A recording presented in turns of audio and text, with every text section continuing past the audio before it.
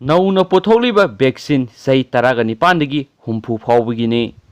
रशियागी top health एक्सपर्ट्ससिंगना फोंदोरकपगी मतुंग इना लाइबाक अदुना पुथोक्लिबा अनौबा कोविड-19 गी vaccine अदु मसागी सही तरागा निपानदगी हुम्फु फाउबगी मनुंगदा लैबा मियोइसिंगना सिजिननाबनी हाइरी हेल्थ एक्सपर्ट्ससिंगना फोंदोरकपदा सही यमसिलकलबा मियोइसिंगीदमक वैक्सीन अदु हेन क्लिनिकल स्टडी तौबगी तंगाइफदबा लैरी क्लिनिकल ट्रायल की रजिस्ट्रेशन तौरबा मतुंगदा थवंग अदु सथगदबनी पनखी रशियादा पोकपगी सही तरागा निपान फाउबदा लैरबा अंगांगसिंगी वैक्सीन सर्टिफाइड तौबा हाइबसी हानदगी सतनदुना लाकली अमदी सही तरागा निपानदगी हुम्फु फाउबगी मनुंगदा लैरबा मियोइसिंगी मसिगा च मानै अदुबो सही हुम्फु मथक हेलबसिंगी दमक्तदी हेन ट्रायल सथबगी तंगाइफदबा लै हाइना रशियन हेल्थ मिनिस्ट्री की scientific centre for expert evolution of medical product की लुचिंगबा व्लादिमीर बोंदाबेराना फोंदोखे अदुमपु Gamaleya scientific research institute of epidemiology and microbiology की डायरेक्टर अलेक्जेंडर जिन्सबागना हाइकिबदा मंगोन वैक्सीन अदु कापख्रै मदुना हेन मसा नुंगाइबा पोई हाइरी मार्क सही हुम्फु हेलबा मियोइनी मार्क इंस्टीट्यूट अदुना वैक्सीन अदु साबने हेनसु पाउसिन मखाताना फोंदोरक्ली अमसुंग हौजी हौजिक मणिपुर साथीरबा लाइना लसत कोविड-19 न सोगलबा मतम असिदा फगतपा लेप्ट्री कोविड-19 की लॉकडाउन अमसुम कर्फ्यू की सतना कंगलोन थुगाइदुना लंबीदा फेस मास्क उपतुना थोलकपा अमदी सोशल डिस्टेंसिंग ngaktabasing पुलिसना फगतपा लेप्ट्री अगस्त 13 की ओइना स्टेट असिगी तोआन तोआनबा मफमदगी पुलिसना मियोइ सामगा हुम्फुगो हुमदोय अमदी गाड़ी अनि फगतखी तुंगदा फगलबा मियोइ सिंगदा मतुंगदा तौदनबा वाफम खंगलबा मतुंगदा फाइन ओइना लुपा लिसिंग 53 सामपन थियलगा थादोखरे IGPE प्रियो कुमार थादोरपा सिरोलदा पुलिसना लखोलिबा खोंथांग असि मिया मरक्ता कोविड-19 लाइसेंस संदोरपा थिंगनबने मसीदा हाइबा हंजिन हंजिन इंदबसिंग नेशनल डिजास्टर मैनेजमेंट एक्ट 2005 की मखादा दंडी फंगे ओय हेनसु फोंदोरकली अतोपा स्टेट की ओयबा अपडेट मसांग नंग मैमदा शेयर तौजरमगे मरक्थना कोविड-19 की लूरबा तंजा सिदा इसिंग इसाउन सुमियो के हलकली मैम आसाम की इसाउद सिखिबा मीगी मसिंग सामगा तरा यौखरे हौजिक फाउबदा मियोइ लाख यांखै गे मंगा हेन सोअनख्रबा आसामदा थोखिबा इसाउकसिंग अदुना मरम ओइदुना सिखिबा मीगी मसिंग सामगा तरा यौखरे मियोइ सामगा तरा सिखरे स्टेट असिगी डिस्ट्रिक्ट कुंथ्रादा पुन्ना मियोइ लाख यांखै गे तरुका लिसिंग मार्फुगा मपनगा सौंगागा मार्फुगा मरी इसाउना सोअनख्रे हाइना state disaster management authority SDMA नंगसी फोंदोखरे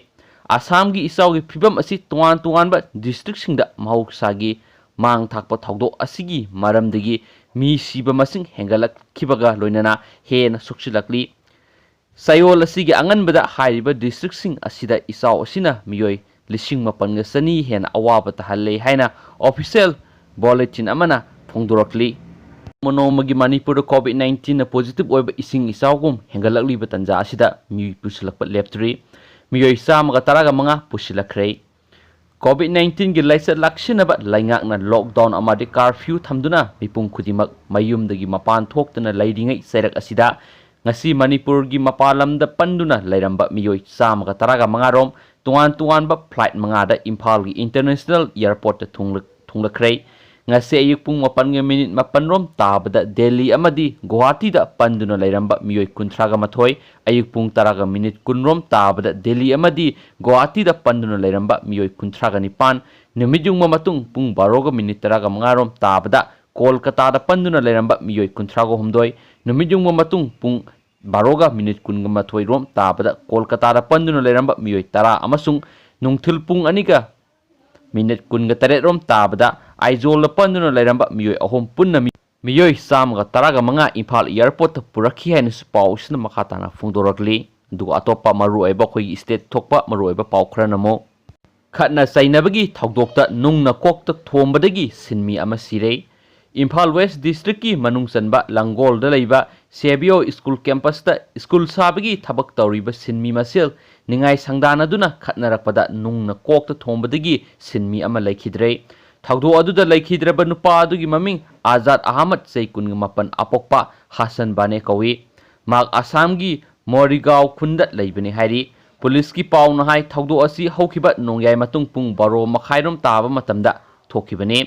मखोय लंगोल दा लेबा सेबियो स्कूल की कैंपस ता स्कूल साबगी थबक तौबने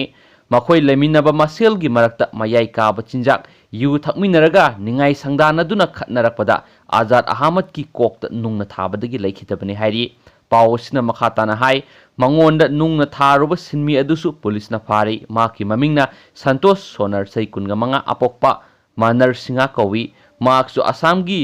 बिजाती खुंदा लेबने थौदो असिगी मतंगदा लंफेल पुलिसना केस अमा लखोटखिबगा लोइनना असीबा हक्चांग अदु रिम्स की मोक्ता पोस्टमार्टम तौनबा थमख्रे हाइनसु पावसिना मखाताना फोंदोरक्ली मपालमदा थोकपा अंगकपा पाव अमनमु एमएलए की मचिन मनावसिंगसु attack तौखि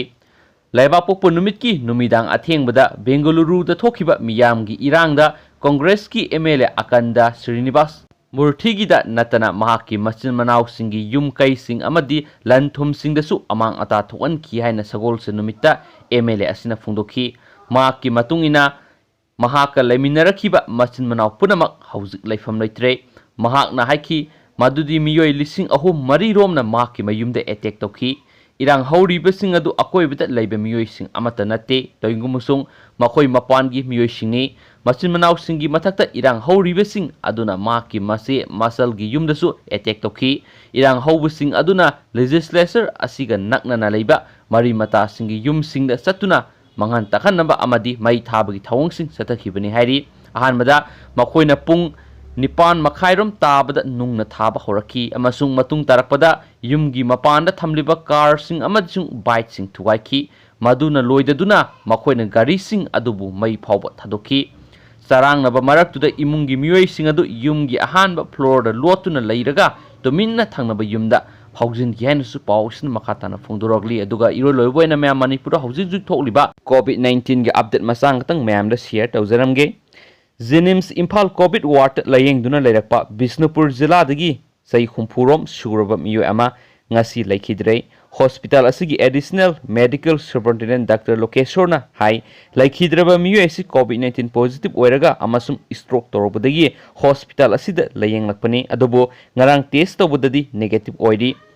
mahak masagi atoppa anaba amana maram oiraga laikhidabani henasu pawsina phongdorogli aduga hauji hauji phangba paw manamo Jenims की डायरेक्टर ने रिजेक्ट तौरकली मदुदी सही हुंफु सुरुबा मियो एमा कोविड-19 सीकी हारिबदु यानिंगदबा फुंगदोरकली मागासी